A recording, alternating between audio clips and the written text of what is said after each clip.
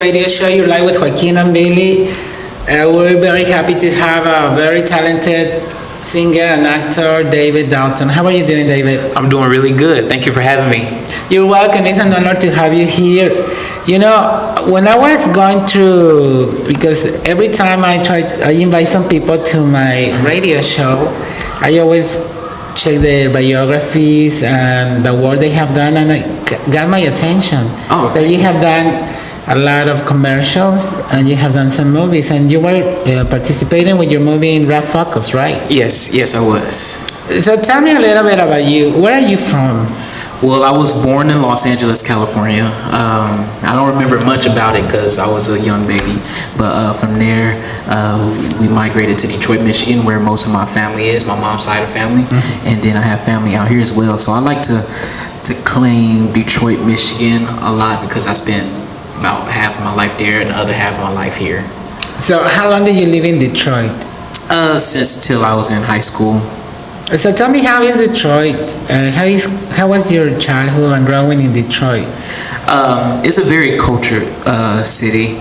There's so much history there that it's hard not to be inspired. Yes. There are some rough parts in Detroit as well. The reason I did move out here is because my family didn't want me to grow up in that environment. They want me to grow up in a better environment. That's the reason I came out here to Texas. So how did you become a singer? How were you interested in music? When I first started singing, it was in school. I got an opportunity to do. We were doing Beach Boys. I remember we were doing Beach Boys, and I got a solo. I didn't think I sound good at all, but everyone was like, "Oh, you sound so good." I was like, "I was just singing, you know. I was just doing what the teacher asked me to do."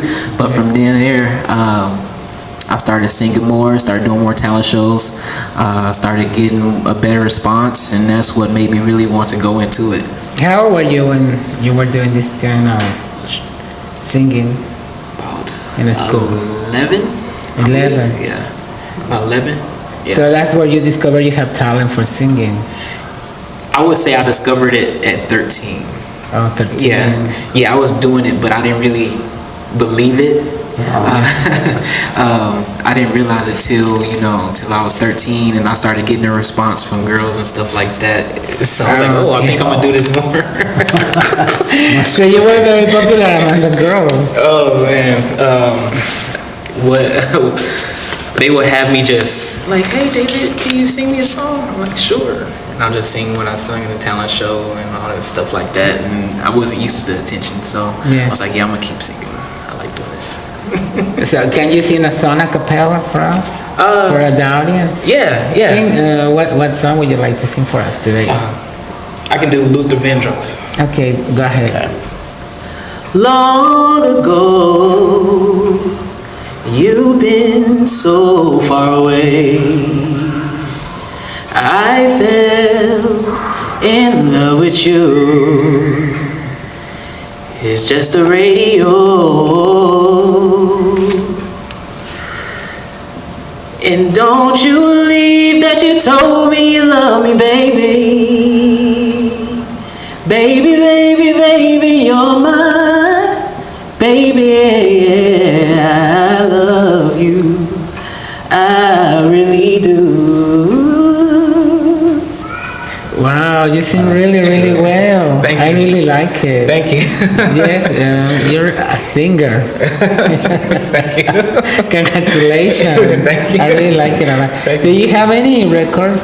Have you? I've never recorded. I've recorded for fun, but I've never actually released anything. It's always been just live performance stuff. I've never actually released records. Why don't you do that? You should. I don't know. You should do it. Come on, man. You have a talent. You should do it. I don't know. I've always looked into it. I guess I'm just waiting for the right song. Because I'm not a writer or anything like that. I guess I'm just waiting for the right song, probably. Who are the ones that inspire you? Some singers that inspire you, like the old school, like Diana Ross, Donna Summer, Barry White. Tell me some of the people that inspire you. Stevie Wonder's one. He inspires me a lot. I love his voice. It's rich. I'm inspired by a lot of Motown stuff. Temptations. I love a lot of the older groups. Yes. You know, I love a lot of their music. Sam Cooke, the Soulsters. Wow. I'm a real old school type of music. You know, I like old school type of music because of soul and different things like that. Luther Vandross, Michael Jackson. I can go down the list. It's a ton of different singers I'm inspired by, groups, types of music. I just love music overall. You know? Who do you think is the one that opened doors for the African American actors and singers? Who do you think was Michael Jackson, Diana Ross? Who do you think is the one that opened the door big in show business for African? I would say between them, I would say Diana Ross. But there's more. Diana Ross has opened a lot of doors, especially for multi-talented artists. I can't think of her name right now. I wish I could, but yeah, I would say Diana Ross because I know Michael came under Diana as well. Yes. And yeah, I would go with her. She's opened the door for a lot of people in this industry, and a lot of people imitate her nowadays too as well. Because she's a great singer. She's beautiful. She got a powerful voice, and she's a very humble woman. Yeah, and like her children are kind of following in her footsteps in a way. You know, she has a ton of kids, and they're all in the business. Yes. What do you think about Whitney Houston? Whitney Houston, oh man, Whitney Houston. I love Whitney. I love her voice, her spirit. A lot of her music, I would say, had an influence too as well on me, as well as others. Yes. Just her life, what she'd been through, things like that. She's a testimony to others, you know, who are trying to get into singing and stuff like that.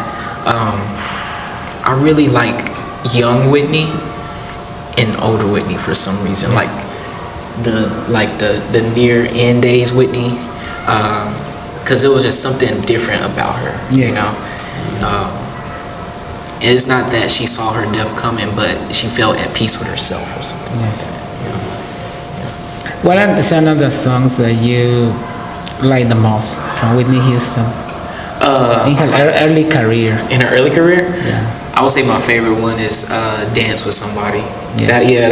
It's just something about that song that just makes me want to groove. You know, when I hear that song, you know, I just can't help but to dance. You know, it's just one of my favorite songs from her. And then I like the song from Bodyguard, "And I Am Loving." You know, I don't think that's the name of the song. Yes. Is that it? Yeah, the Bodyguard. Oh, okay. Can you tell me about the music today's days? Do you think the lyrics of the music today's days are very violent? Do you think they need to change the lyrics? Because you like all is cool. I like all is cool. Yeah. Okay, I like 60s, 70s. But do you think they should change the lyrics of the music? Because I'm going to talk about what happened in Orlando. In Orlando, they say when the men start shooting, there was a music that they were playing, and there was like shooting in the music. Oh wow! And they say they could not distinguish if it was the music or something was shooting in the beginning. Later, when people start falling, they say it was the music.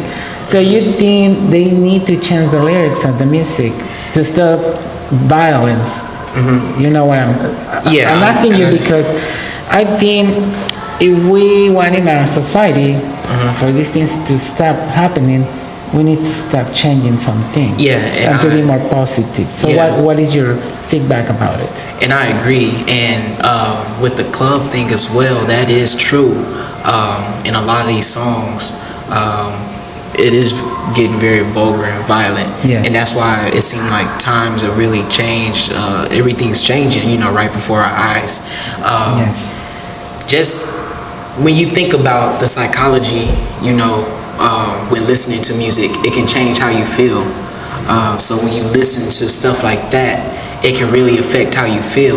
Yes. You know, like when I wake up in the morning, and you know, when you first get up and you put on that first song, it can kind of really impact your whole day in a way. And especially dealing with violence, it can really affect somebody's mind to where they think of violent thoughts, you know. And it may be like something they never knew that really, you know, that they had, you know, it just kind of sparked it. And like, oh wow, I never really thought like that. But if they continue, you know, if people listen to that over and over again, it can really change somebody's psyche. Yes. That's why I try not to listen to too much of the music, because it can really affect a person, you know, in their how they think and things like that. And music is very powerful, and that's why I think some people should take more responsibility with their lyrics, because it really does. They may not think it affects people, but it really does. You know, most of the time, if you want to calm down, you listen to something calm. Yes. You know, but if some telling you like kill, do that, it can really, you know, it can really impact somebody else's life, or it has a powerful effect. It does. Yes, you know what you're commenting right now is very important, because this kind of music is violent, and they need to stop it. They need to go back to old school and write songs like "Fever Night" or stuff that "How Will I Know" from Whitney Houston, or Yvonne Elliman, you know, the song that she used to sing. Or "Fame," stuff like that. Positive, because we have to bring new generations, and we're responsible for these children, that in the future they will be the future presidents, lawyers, politicians, artists. So we have to have a more positive feedback for these kids. And I was watching the Tonys, and I forget the guy's name, the director of the Hamiltons. Yes. He did a really powerful speech, and he was talking about that, how we need to be the change, that we have to stop the hate, that it has to be about love, you know, that you have to bring love, and that's the only way to solve these problems. Is not through hate, you know, it's through love. And that's what the music's missing nowadays. Yeah, because we have to be positive, and since we're in show business, all the artists like you, me, we have to leave a legacy of being positive, to write songs about love, about being positive, about being happy, movies with positive messages. Of course, there are all types of genres, you know, but you have to change it if we want to make this world a more happier and positive place to live, with all of us could be together as one, because we're humans. And we represent the human race. Regardless of your race, your nationality, where you're from, your language, your culture, your social class. You know, we have the power as artists to change the world, and to get together and be positive. And tell the world we're here, we're producing music, movies, plays, shows, TV shows, radio shows, for you. We want to make you happy, and we want to be positive. Correct? We don't want to talk about killing or fighting or doing wrong stuff. And most of the time, when in art, when something like when there's or say there's like killing or stuff like that, usually there's a moral to the story, or it doesn't. There's a teaching in the story or something like that to say, you know, this person did this because of this or that. You know, it's always, that's what I love about the art, especially film and songs and music and stuff like that. It's always something to learn out of it. Of course, because you know, if you do the wrong thing, you're gonna get burned. I don't want to just say that word, but you're gonna get burned. But I mean, we as artists, we can always, you know, show with our work what can happen. It's not that we're telling you you have to do this and this. We're just showing, you know, what could happen. But we have to be positive. Right. And what would you like to do in the future? Would you like to sing and release a record? Because you have the voice to release a record. You know, I would love to. I would love to release a record one day, and maybe one day, you know, be on a tour or something like that. I love doing musicals and stuff like that. I've done a couple of musicals, but I would love to release a record one day. Just has to be the right song. Has to be the right song, a soul song. I love. It has to be a soul song, you know, for me to put it out there. What kind of songs would you like to sing? Give me an example. Let me see.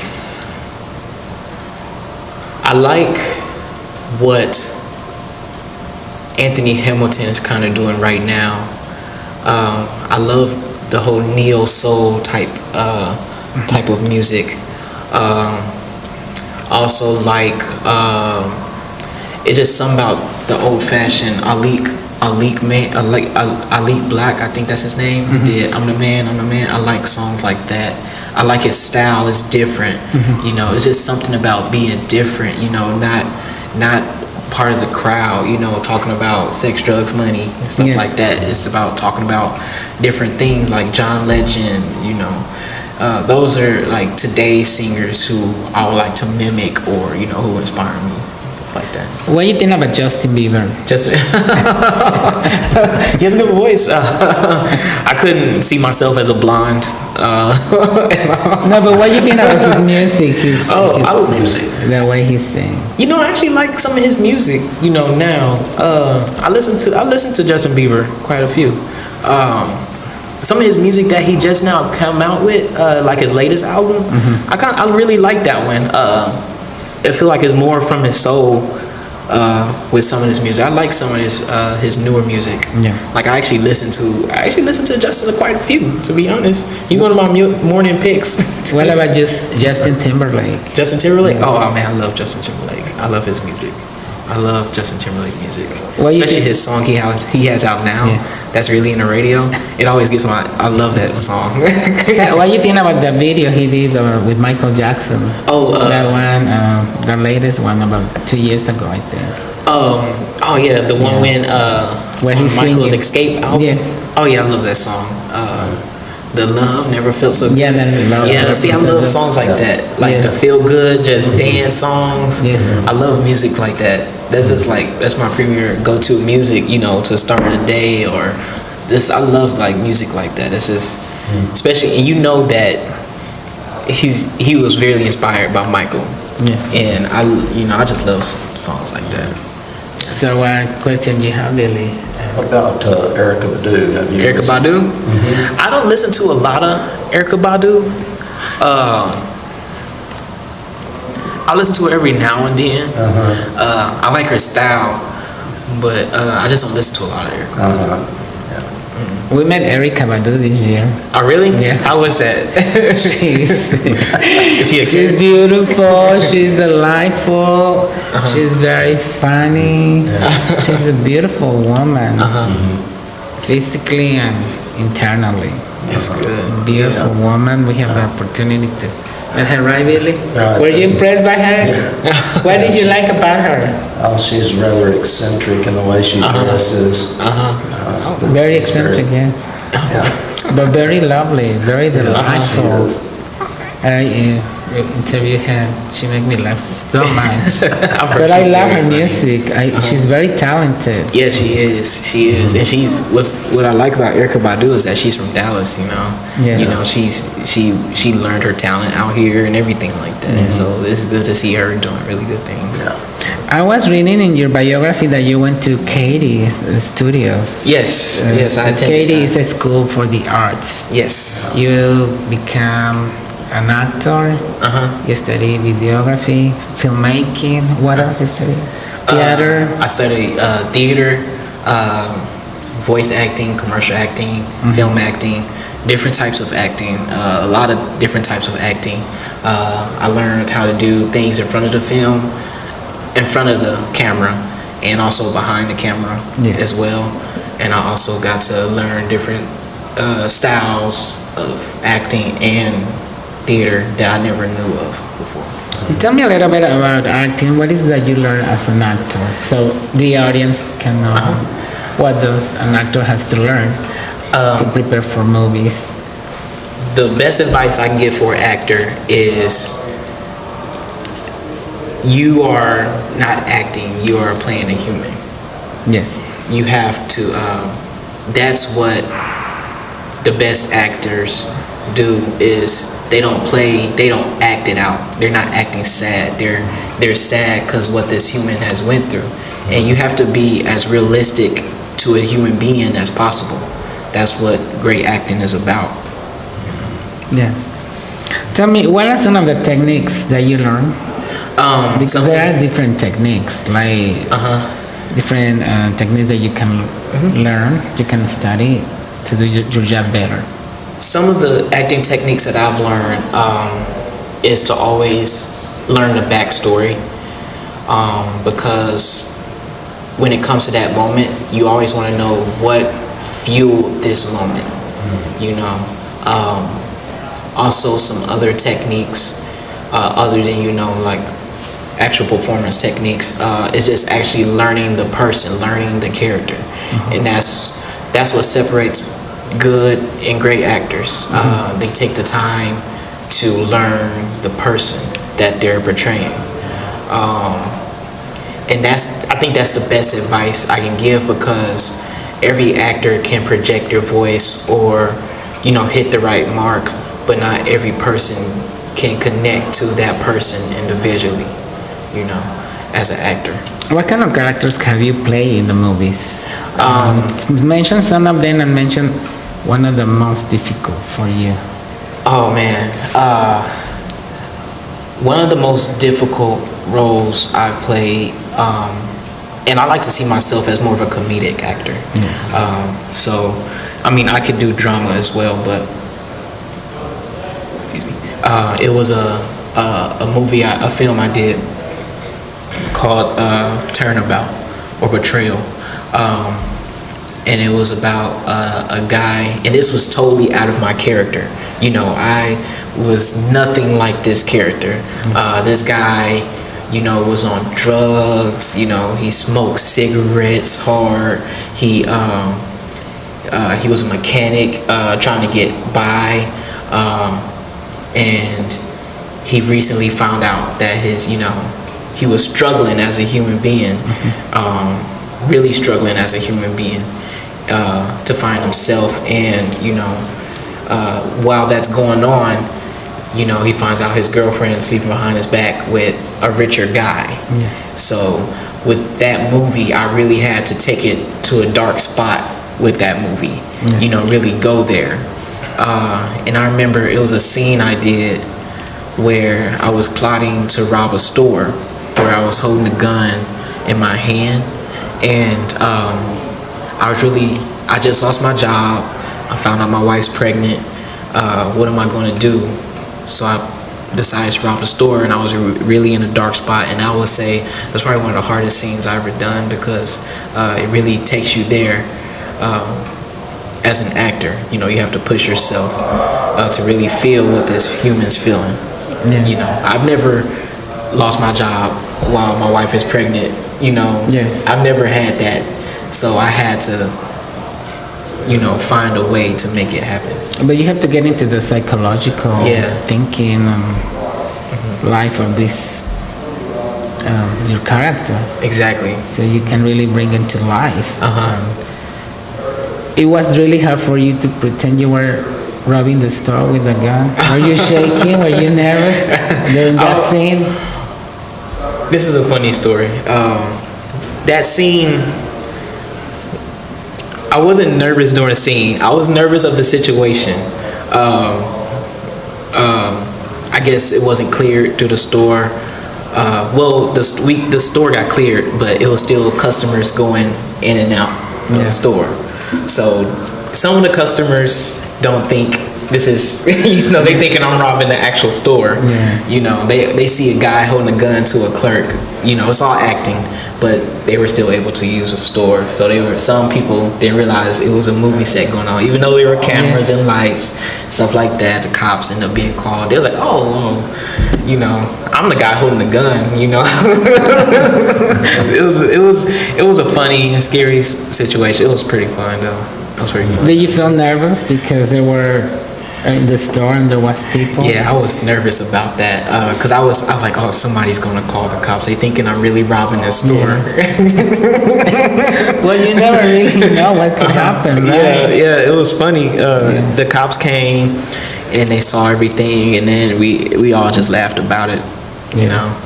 It was just one of those misunderstandings. But things like this happen. How many people in real life don't lose their jobs? Yeah, Don't lose their homes, don't lose which is everything true. because they lost their jobs. They can pay the house. They lost the house. They end up homeless. Yeah, It's really sad what is happening. it is. And when I played that character, I really started thinking about more things like that. When you're younger, you don't really think about you don't tend to think about stuff like that a lot. But when you look into it, people are really out there suffering and struggling. People lose their jobs and they have so much on their table. It could be somebody in a hospital that they have to take care of, or children, or even a newborn baby. And it's tough, and it's tough but it's out there. It happens, And the best thing you can do is just be a support to somebody, be a helping hand, or even kind words can always go a long way. See, it's like we go back. We as entertainers, we have the power to change the world. Yeah. And with being positive, in our, like I say, always producing movies, records. We can make this world better. And if we can donate money for people that are going through really hard times, and we can donate food or some money or help some non-profit organizations. We're doing something to make somebody else's life better. Because think, how many people don't give their children away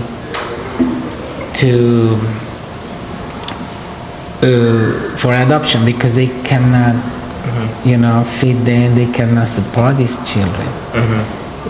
And we can do something for them. That's what my grandmother always taught me as well, that giving back is one of the best things you can really do. My grandmother didn't have a lot. I remember growing up in your house. We was in a one-bedroom house. This is when I was growing up in Detroit. We was in a one-bedroom house, and it was me, my sister, my mom, and my grandmother. But my grandmother, she was still really giving. She would always give to foundations and stuff like that. Even though we didn't have much, which is one reason my mother and my grandmother sent me and my sister down here to live with our father, for better opportunities and stuff like that. But it's always best, to give back, because everything on this planet is not just for one individual. It's about sharing everything that's on this planet, and that's the best thing you can do is giving money. Because once you die, you can't take all that money with you or stuff like that. You can't. You can't take nothing. You can't take anything. here on this earth. You can't. So the best thing to do is while you're here, make a legacy and give back as much as you can. Try to make the world better while you're here on this planet. You know, be proud of what you've done as a person. You know, you can look yourself in the mirror and say, I made an impact while I was here on this planet.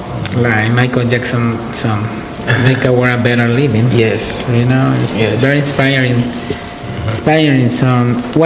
Is your family Christian? Are they Baptist? Are they Christians? Your family? My family, they're Baptist. They're Baptist Christian. So you're Christian. Yes. So you go to church and you practice your faith. Yes. So Yes. you're Christian. As a Christian, what message would you like to give to the people that are non-Christians? What would you like to tell them? We're all human beings, and no matter what religion we are, it's just about doing the right thing. That's what it's all about. You know, people agree and disagree on different beliefs and things like that, but never let that cause hate. That's what the thing is. People try to use beliefs as a fuel for hate. Yeah. We should just be using love as in all. Yes. You know, and that goes for religion, race, sexuality, different things like that. And at the end of the day, we're all human being. You know, we're all human being, and it's about coming together and making a change, being a better person, and having that love for the next human being. Yeah. You know. How do you feel about Mr. Obama being the first African American president of the United States of America? How do you feel about Obama and Michelle, Mr. and Mrs. Obama? How do you feel about it? It was a real unsurreal moment. I remember when he was selected into office. It's something that I was glad to see during my lifetime. You know, I never would have thought about it. One of those things, because I'm not really big into politics. I keep up with politics, but I'm not like really big into politics. Yes. But it was one of those things that were real surreal. That I could say, wow, we have an African American in the Oval Office, and I got to witness this. Yeah. You know, it's one of those things you embrace as a human being. Like, wow, during my lifetime, I got to witness this. When I get older, if this happens again or never happens again, I can say that I witnessed it. You know, that I was in the trial of his terms. You know, things like that. Yeah, so it was real surreal for me. You know. I was proud of how far we came as a country. Like it's a big inspiration. It's very inspirational. Not just for African Americans, for everybody. Because, like you say, African Americans, they have come a long way with their history, with their rights, and the movement in the 60s. What I can say is, with Obama being president, it helped, you know, because growing up in Detroit, the difference when I was younger, I didn't have a lot of individuals to look up to like that. You didn't see a lot of African American men trying to make a positive impact in the community. Most of the time, it was either drugs or things like that, you know, robberies and stuff like that. So when I think of somebody like Obama, who is a positive image for younger boys and girls, I love it because you don't see a lot of that now, you know, and it's getting better. But you know, it's good to have positive role models that you can relate to. You know, it's good to have that. Because you can say, oh, okay, I can do something like this. Yes. It's good to have positive role models that you can relate to. So, how do you feel about it, Billy? Mr. Obama became the first African And I'll have somebody up there to positive role models, you know, whatever the race, you know, But it's great that was able to get in there and, give black people a chance to see somebody that's made the top office in the country. Yeah, exactly. Success. Like, you talking about positive role. Yeah, you talking about the president of the United States. Like, it doesn't get any better than that. So that's something. It's gonna be hard to see him leave out of office. It will. I'm pretty sure you'll see a lot of people crying on somebody, a lot of crying people. But, hey, it doesn't last forever. I know, but God knows why he became the president, because, like you say, it's been inspiring for African Americans to watch what he's doing as a president, as a role model. And you say a lot of kids in the future, they would like to say, oh, I want to become a president, I want to become a politician, I want to become a doctor. Yeah. Because you say in the past there were no positive roles for African Americans, but now with Mr. Obama, Michelle Obama, and also a lot of singers like Barry White, Donna Summer, you have an inspiration, because these people, they have go to school, educating themselves, and make a name for themselves. What producer do you look up to? Producer? African American. I would say Quincy Jones. Quincy Jones. Yeah, Why Quincy Jones? He's done so much. His resume is so humongous. It's crazy. From producing shows to music, he produced The Fresh Prince of Bel-Air. He produced a lot of Michael Jackson stuff, and it's just the way he started out. He started out as just a hustler on the streets, playing. It's just so much he's done. And also Barry White. Barry White. Barry, I cannot think of the name for some reason. But Barry from Motown. That's what I'm trying to think of.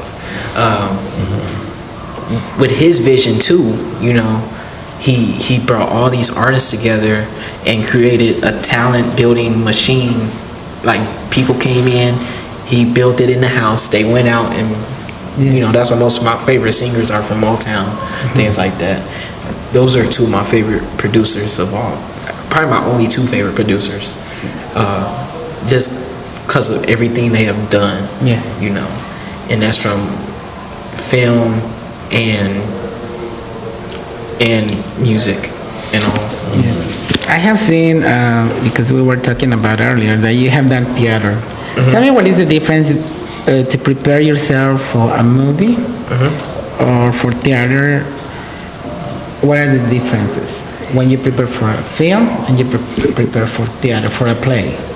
In film, if you mess up, you can just redo it.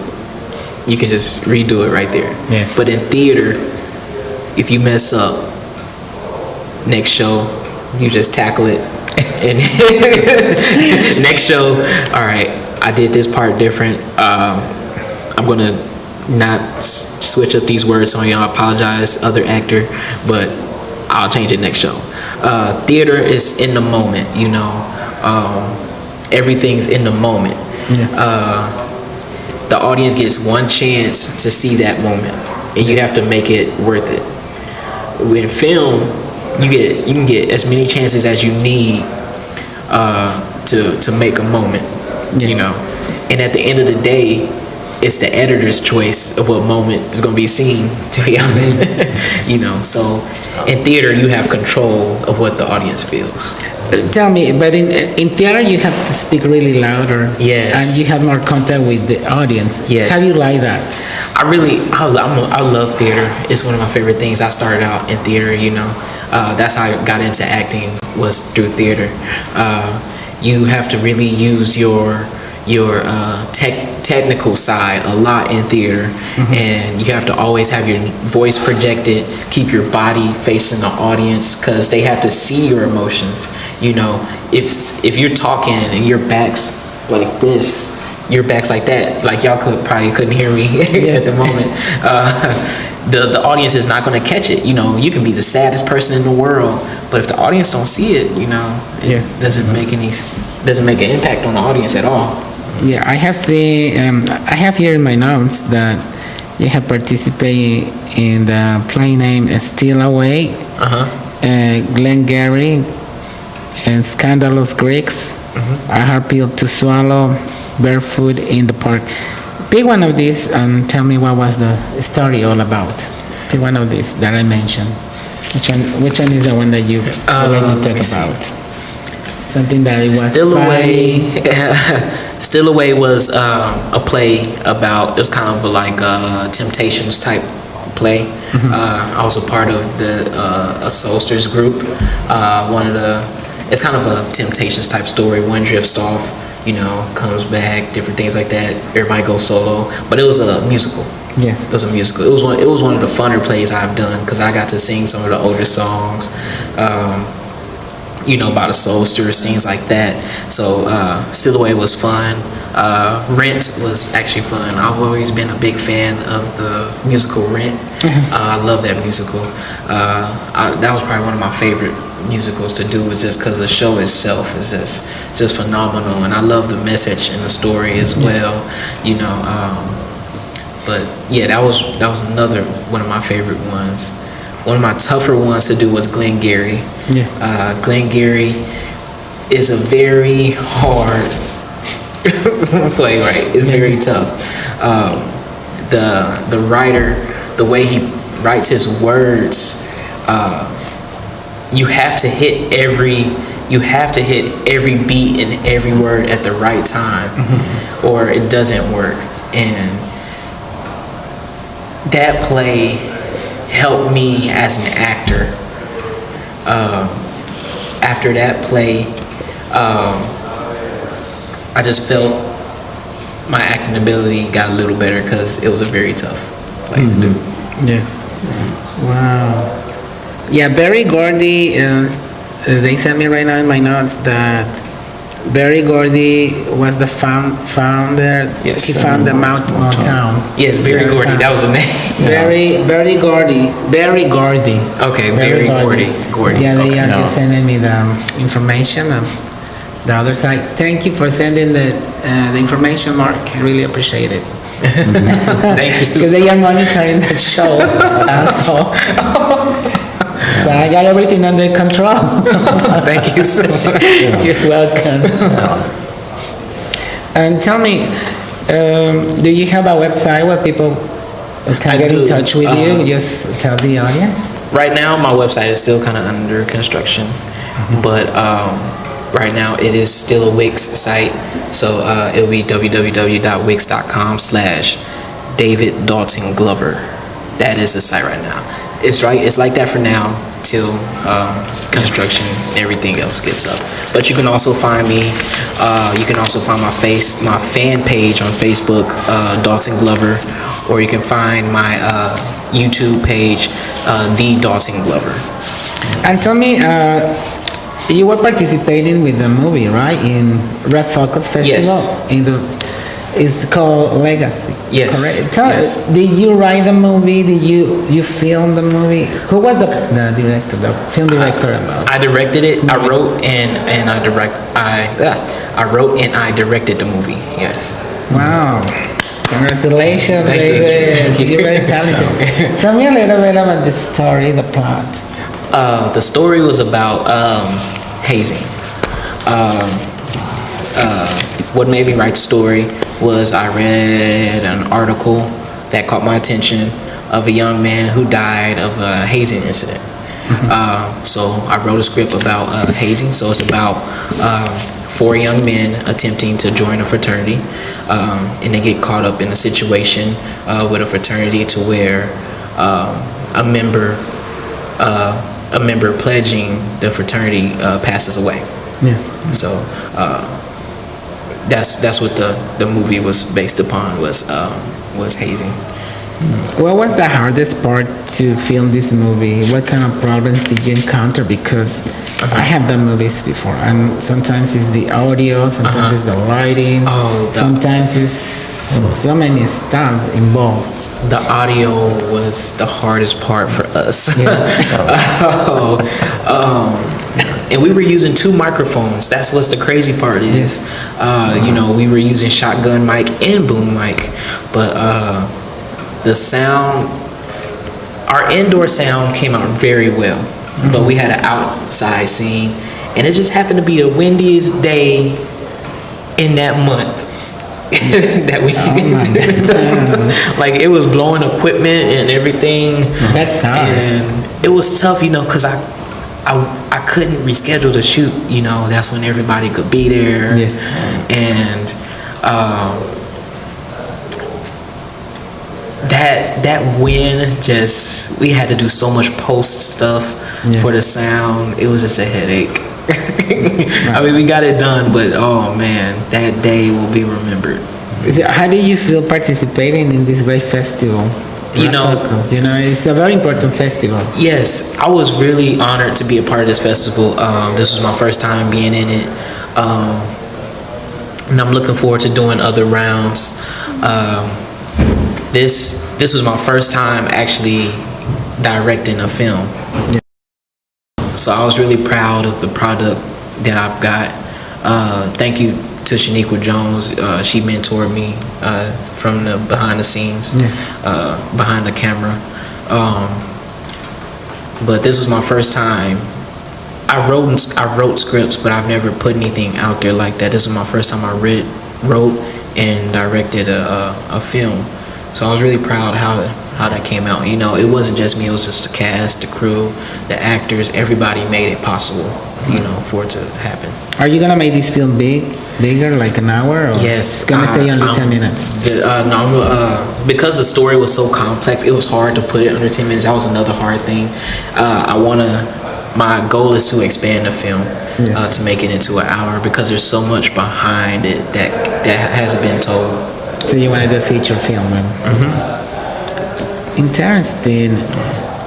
So tell me about your love life. Are you single, married, living with somebody? I want to be nosy. Tell me a little bit. Oh, yeah, you could be.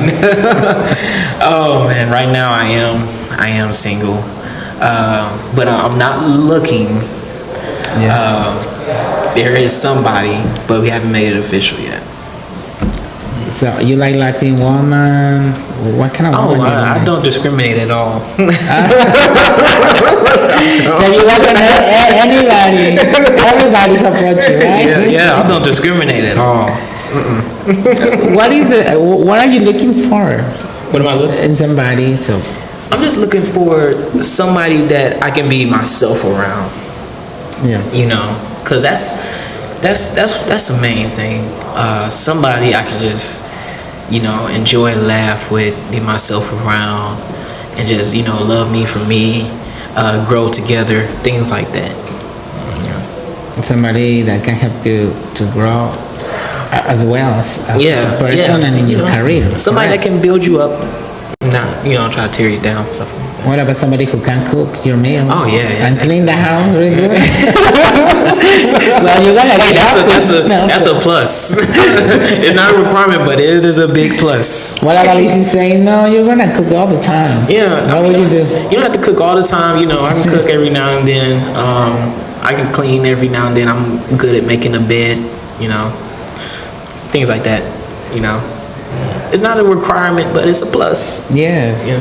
So what else would you like to ask Billy? What questions? Anything else right now? No. So David, can you sing another song for us?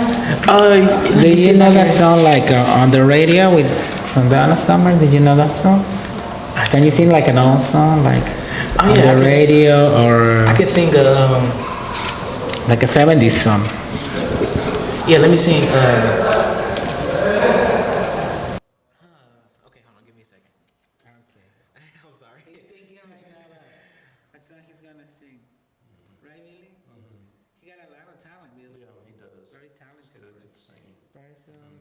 I'm going to do Sam Cooke. Okay. Sam Cooke. Well, here is David singing Sam Cooke song. What is the title? Change is gonna come. Change what? A change is gonna come. Change is gonna come. Okay, go ahead. I was born by the river in a little tent, and oh, just like the river I've been running ever since.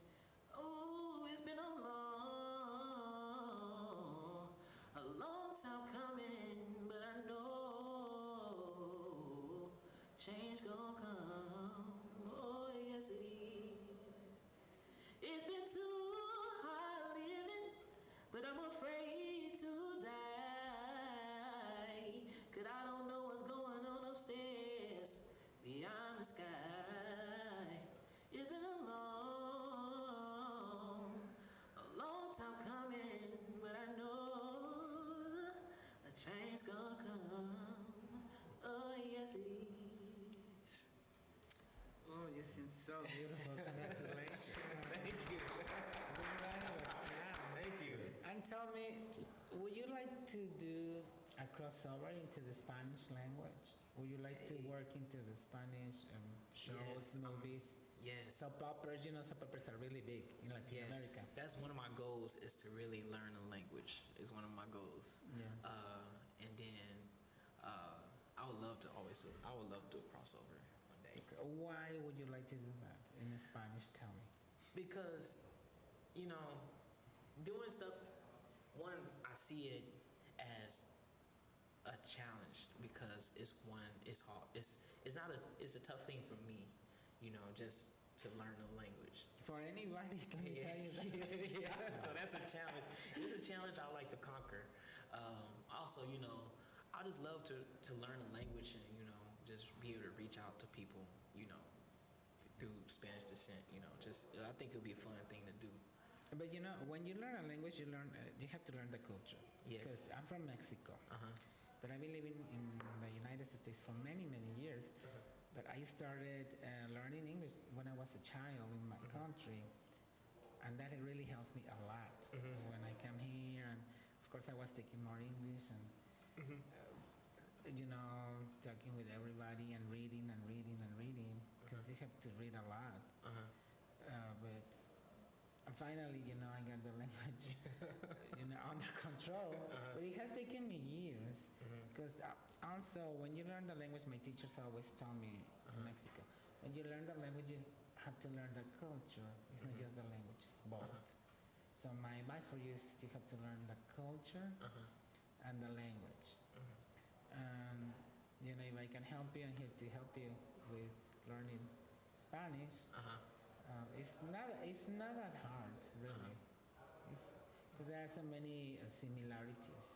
Because the language comes from the Italian, so it has a lot of the same roots, same words like television, television, radio. Oh, I didn't know that. There's so many similarities, but of course there are some words that are not as similar. But it would be good for you to do the crossover. I would like to see it. It's one of my things to put on my to-do list, is to learn the language and the culture as well. Yes. So, would you like to say something to your family, your friends, people that have worked for you in your movies? I just want to thank everybody who supports me and supports everything I do. For all my friends and family out there, to my sister, to my mother, to my stepmother, to my father, to my roommates, to my business partner Shaniqua Jones, to everyone out there.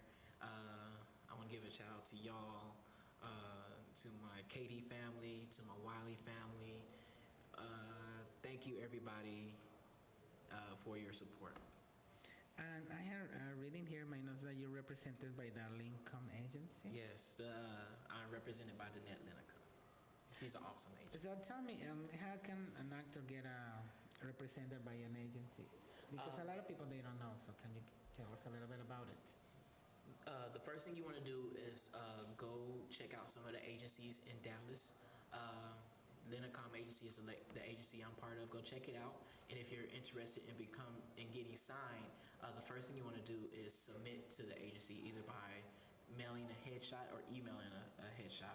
And one thing you need to have is experience. So what I recommend is do a couple projects to get started, and then put yourself out there with the agent, and you'll get an audition and break a leg, do the best you can. Thank you for that feedback, because a lot of people always ask me, Joaquin, how can I get into show business? Joaquin, how can I get an agent or an agency that I can sign with? So that's what I'm asking you. What would you like to do in the future? What projects would you like to do from 10 years from now? What would you like to do? One thing I want to do, there's a foundation that I'm starting right now. It's called Make Your Mark. What it is a foundation. I would love to see that grow more as a foundation, and it's a community service foundation, to where there's a group of people who will go out and make an impact in the community, different things like that. Also, I would love to see my film legacy extended. Also would love to do more films, stuff like that, and maybe one day go on a tour or something like that. That's wonderful. Well, I wish you good luck with all Thank your you so much. Thank you. Your projects, Thank you. your movie legacy, and you're welcome to come here to our show. Yeah. Thank you for coming to the show, and good luck on all everything, your movies and music and everything, and hope you can make that album sometime. If I do, y'all be the first time. Okay.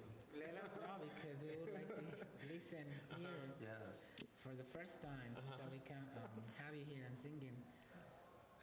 Thank you, audience, for tuning in our TV radio show, Your Life with Joaquin and Billy. I do apologize that we started a little bit late today, but there was a lot of traffic. But this is not going to happen again. I do apologize. And thank you for tuning in our show. And I thank you, David.